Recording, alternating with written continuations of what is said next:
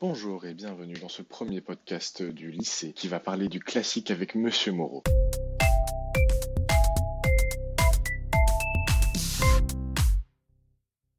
Monsieur, qu'est-ce que le classique?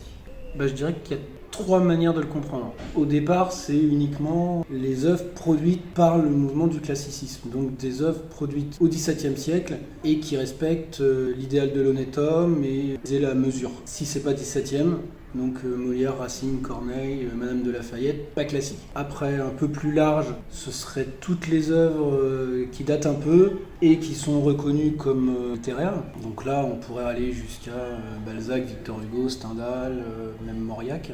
Et au sens où on l'entend maintenant, je pense que c'est d'abord une œuvre qui est célèbre, donc très connue, mais également digne d'être étudiée en classe. Par exemple, Harry Potter ou Marc Lévy, c'est très connu, mais c'est pas de la littérature, donc pas digne d'être étudié en classe, donc pas classique. Parce qu'il n'y a pas de recherche de style, il n'y a pas de tentative à faire du littéraire. C'est écrit pratiquement au kilomètre et avec des schémas préétablis. La littérature, c'est chercher à dire, mais c'est aussi chercher comment on le dit. Alors pourquoi on lit des classiques de nos jours, classiques dans le troisième sens que vous avez donné? Pour faire suer les élèves? Non, l'idée de lire ces œuvres, c'est se frotter d'abord à l'art littéraire, donc à la complexité d'une œuvre au sens large, de quelque chose qui est beau, qui est réfléchi, qui peut être polysémique et qui peut éventuellement parler à tout le monde et à toutes les époques. Normalement, une œuvre d'art, c'est censé être atemporelle et universelle. Pouvez-vous vite fait définir le terme polysémique? C'est qui peut avoir plusieurs sens en même temps. Donc il y a différents degrés de lecture. Mais les œuvres classiques sont souvent des anciennes œuvres. Alors, on les voit souvent comme des œuvres qui ont pris un peu la poussière, oui. Par exemple, des écrivains contemporains comme Tanguy Viel ou Jean Echenoz, si je le prends au sens de digne d'être étudié en classe, peut-être fait lire des œuvres de Laurent Godet, il est tout à fait vivant, et pourtant il est déjà classique. Et comment les auteurs arrivent-ils à rendre ces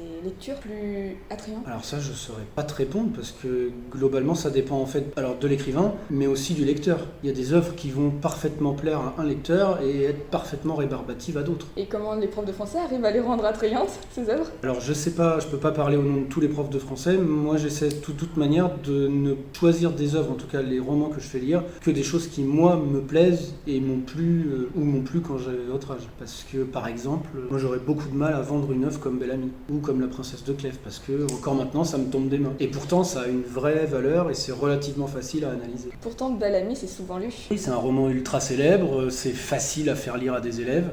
Enfin, est-ce qu'on peut dire que tous les classiques sont accessibles à toutes les personnes? Non, clairement non. Il y a certains livres qu'on donnera jamais à lire à des élèves, déjà difficilement à donner à des étudiants. Il y a des œuvres beaucoup trop complexes. Ce qu'on donne aux élèves, c'est quand même des livres qui sont censés leur être accessibles ou comment on puisse leur rendre accessible. Je pense à des écrivains comme Henry James par exemple, Tchekhov. Moi, j'oserais pas le proposer à des élèves. Henry James, c'est extrêmement compliqué à lire. On dit souvent que les classiques, c'est les œuvres qui ne vieillissent pas. Est-ce qu'un classique, ça ne vieillit pas du tout? Alors, c'est pas parce qu'il est classique, c'est parce que c'est une œuvre. Une des définitions de l'œuvre d'art, c'est ce que je te disais tout à l'heure, c'est qu'elle est atemporelle et universelle. On peut toujours lire Shakespeare ou Molière. Les caractères que peint Molière ou que peint La Bruyère, c'est des caractéristiques purement humaines qui sont immuables. Et c'est pour ça que c'est très intéressant, par exemple, je pense à Molière, de voir des mises en scène contemporaines. Et ça a toujours le même effet, à part certaines pièces qui sont datées. Par exemple, Les Précieuses ridicules, il n'y a plus de précieux maintenant. Maintenant, Molière, il aurait fait, il y a quelques années, une pièce qui se serait appelée Les Tectoniques ridicules, et maintenant, il ferait peut-être la K-pop ridicule ou la télé-réalité ridicule. Mais il y a toujours des Tartuffes, il y a toujours des donjons, il y a toujours des misanthropes, toujours... alors c'est plus bourgeois gentilhomme, mais il y en a, c'est ce qu'on appellerait maintenant des parvenus. Est-ce que d'après vous, pour pouvoir bien apprécier un classique, il faut se remettre dans le mouvement, apprendre ce qu'il y a autour, au moment où il a été écrit, où on peut le lire sans se renseigner et quand même profiter On peut. Moi, mon papa, il lit énormément de classiques, il est fou de Zola et Balzac, et il sait absolument pas forcément ce que sont le réalisme et le naturalisme. Après, de les replacer dans leur contexte, dans l'esthétique du mouvement, ça aide à en percevoir d'autres couches. Ça donne une dimension plus grande.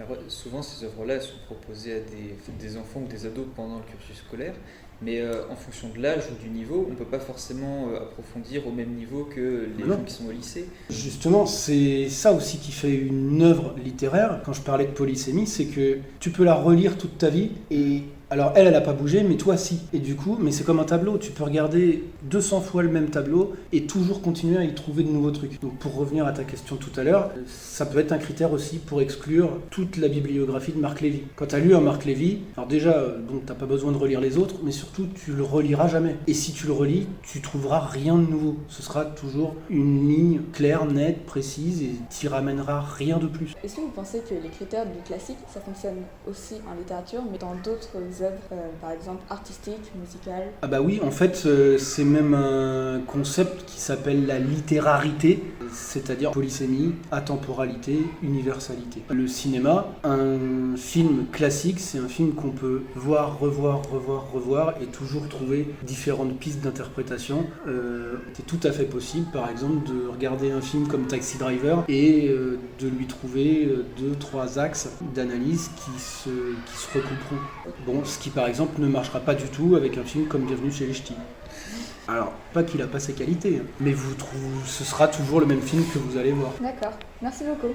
Mais de rien. Merci de nous avoir écoutés et rendez-vous la prochaine fois.